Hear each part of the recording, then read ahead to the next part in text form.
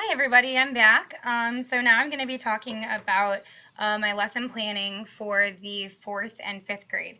So as you saw in the first video, when I was planning for the lower grades, pretty much all of them are going over the same topics for the first week. So I'm just going to use the same lesson plan, and the workbook pages are a little bit different, but it's not really anything that is going to change the lesson drastically. So I'm just going to use the same lesson plan and then the different workbook pages for the different age levels.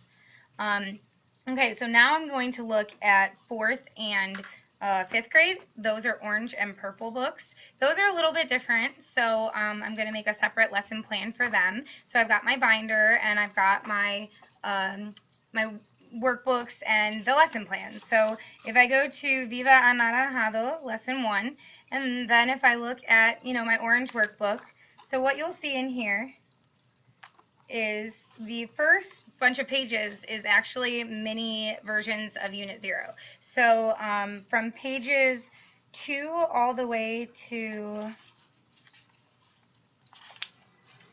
13, those are all just the mini versions of the flashcards of Unit 0. So those are a great reference for the kids. I've seen that the kids like to have that to refer back to throughout the year, especially at the 4th and 5th grade level, so that's why we included that in there.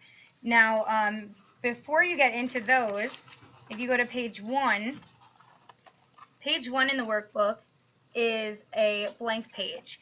Now, that is there. You can have them write their name or whatnot, but what I plan on doing with that part of the workbook is having them tape in their prayer. So as I said, this year I'm going to do the prayer with them, the Ave Maria, because it's a Catholic school. So I'm going to give them all a copy of that, and I'm going to have them tape it into their book so that way they have a copy all year long.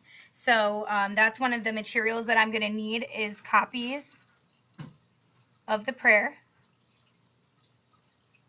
And then for my plan, first thing I'm going to do is hand out books. And I'm going to hand out the prayer and have them tape it in. So once they have it taped in, then I'm going to tell them that every single class we are going to start with our prayer. And so in the beginning, when they don't know the prayer, I will say a line and have them repeat. And then as we get further in the year, I will tell them, I can't wait to hear you guys say it without me saying any words. And so that is, the upfront, I'm setting that expectation that that's where they're going to get by the end of the year. So once they have the prayer handout, then what we would do is, en el nombre del Padre, el Hijo, y Espíritu Santo, Amen, and then I'll go line by line. So, Dios te salve María, Dios te salve María, llena eres de gracia, llena eres de gracia, etc. And I'll go through the prayer with them. So I will have them repeat the lines. Once the prayer is over, I am going to have them all sit, and I'll use my command, siéntense. Once they are all sitting, then I will say, okay, for my kids, for example, I've had them a few years. What do you guys remember from last year? What have we remembered anything? Did we forget it all? And then just see like what words they come up with. Usually they'll come up with the funny ones like pupitre, for pupitre is a desk. They like that one, so they usually remember that one. But, just to kind of ask them, what do you remember? And then I'm going to ask them, do you remember what ¿Cómo te llamas tú means? And I'm sure they maybe will, maybe not. If they don't get it right away, I'll say, Me llamo, Señorita Riley, ¿Cómo te llamas tú? And see if they can get it. And so I'll kind of keep prompting them until they figure out what it means. So I'll write that down here. We'll do a review. What do you remember? And then we will do ¿Cómo te llamas? And so once we go through that, I might do a chain rather than me asking each student their name. I might have them repeat the phrase after me, ¿Cómo te llamas tú? ¿Cómo te llamas tú? 3 times. And then I might start at the front of the room and have them go up and down the lines. And so one student turns to the next and says, ¿Cómo te llamas tú? And that student answers, me llamo Maria, and turns to the next, ¿Cómo te llamas tú? Me llamo whatever. And so that's kind of a fun challenge. You say, okay, we're going to do it once, and have everybody practice it, and then we're going to time it and see how quickly we can say it correctly. So the first time they have to say it perfectly and understandably and all of that. So, ¿Cómo te llamas tú? And the answer, me llamo Maria. ¿Cómo te llamas tú? Me llamo Jack. ¿Cómo te llamas tú? But then the second time, you have them do a race or a timed thing to see how quickly they can answer and then answer and ask and get to the end of the line. So that's kind of a fun way to take a really simple activity and make it a little bit more exciting for the students. So I'm going to do the ¿Cómo te llamas tú? Chain game. All right, let's see. So after we do that, I might ask the kids who remembers what ¿Cómo estás? Means. And they might look at me, I don't remember. Okay, I might motion it out, ¿Cómo estás? And see if they can get it. If they're still not getting it, I might say, estoy triste, estoy bien, estoy mal, and start acting out some of the responses until they get those answers. So I would review the emotions with them. I might pull out my flashcards and hold those up once we've uncovered what they all mean, and have them look at the postcards or the flashcards and then repeat what I am saying. So, muy bien, muy bien, muy bien, muy bien, etc. And have them kind of go through that process.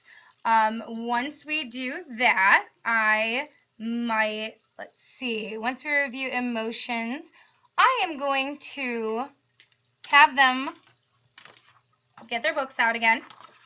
So they've got their prayer taped in it. And I am going to have them go to page 14. Page 14 is in your lesson planning tool, the first page that they should do in their workbook. So as we go through this, it's really important to give them the opportunity to read aloud. So what you might do, especially this first class because they haven't had Spanish all summer, is you might read it and then have them read and repeat. So you might say, ¿Cómo te llamas tú? And then have them follow along with their finger on the word. ¿Cómo te llamas tú? And have them repeat that phrase. And then, me llamo, and have them repeat. But so again, we're getting them to start getting used to reading Spanish as well as speaking it verbally. So you would go through, or I would go through the different phrases that are in this book.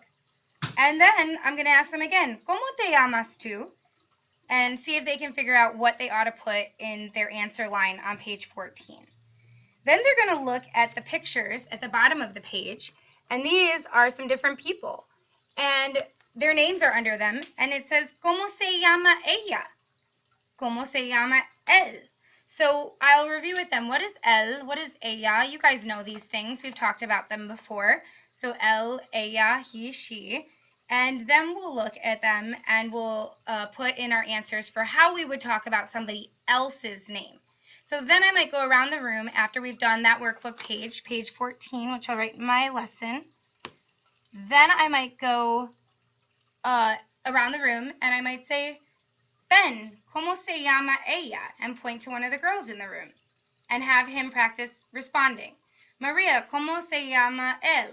And ask, and point to a boy. And so go around the room. So they've got the visual, but I also want to make sure that they're getting plenty of the verbal practice as well. And so using those examples. So now they've learned, okay, they know how to answer themselves, me llamo. They know how to say, ¿Cómo te llamas tú? But I want to make sure that they can also introduce someone else. Él se llama George.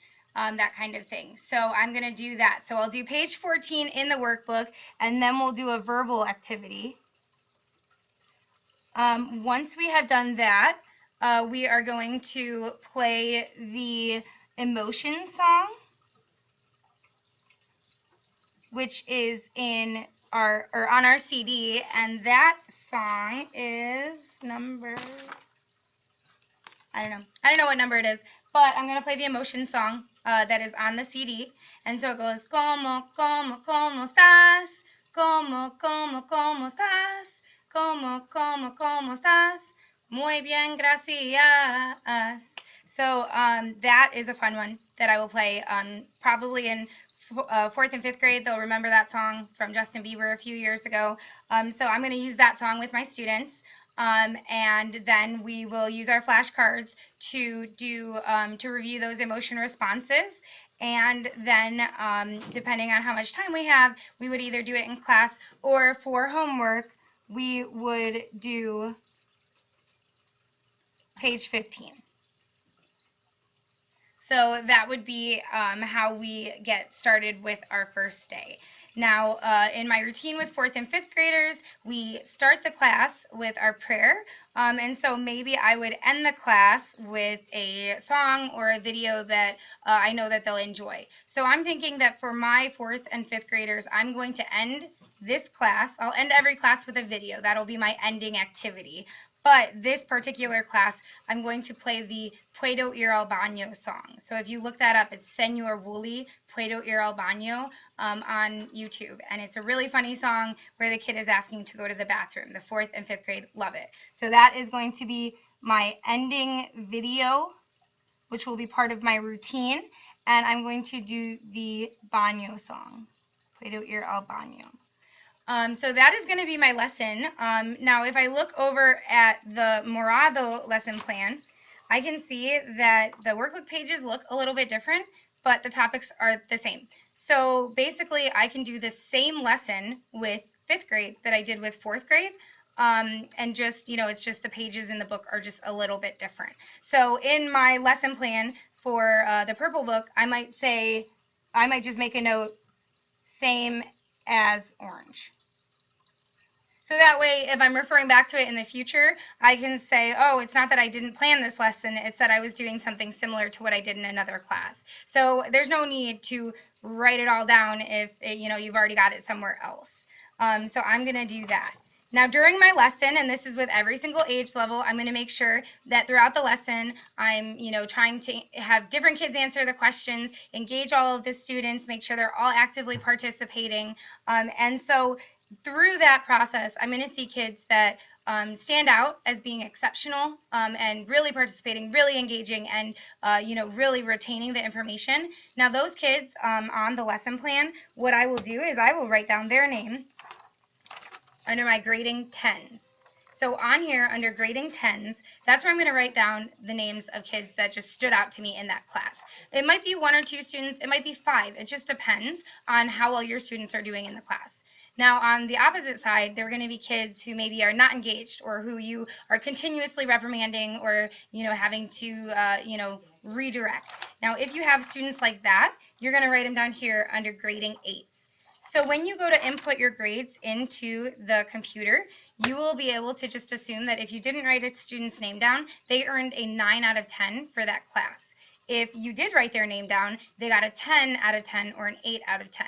So that'll help you when you go to sit down in your grade book to look and just autofill 9s and then just make the few updates for the 8s and the 10s. So I'm going to do that with every single class that I have where I'm going through and I'm writing down those names in my book.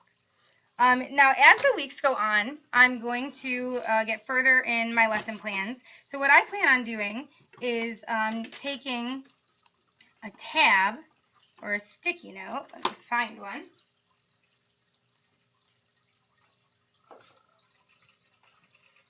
And so for each of my sticky notes, these are, you can pull them off and put them back on. So each week, I've got my sticky note.